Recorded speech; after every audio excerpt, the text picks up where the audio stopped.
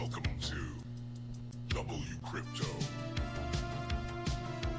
Hello, my friends.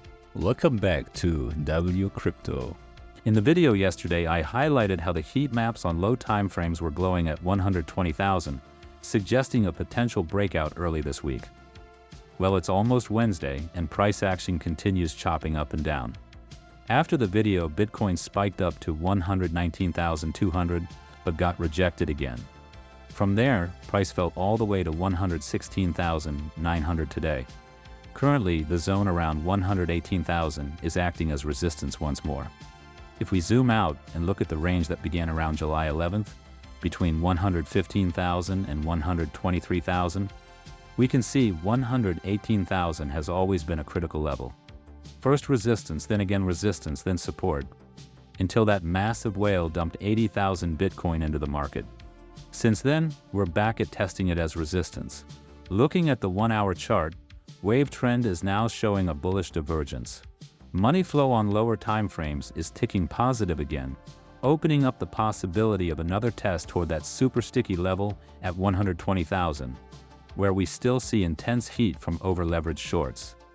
On higher time frames, we're still waiting for that momentum signal to flip from red to green, but overall I remain more bullish than bearish. It's honestly odd to hear larger TA channels talking about much lower levels, drawing conclusions from magical Fibonacci spirals, completely ignoring that we're in quarter 3 of a bull year, trading near all-time highs. July is wrapping up with Bitcoin currently up 10.22%. Historically, in every bull year, 2013, 2017, and 2021, August has closed green. Keep that in mind. The ETF flows today showed a net outflow of $83.4 million, mostly from Grayscale, ARK, and Bitwise.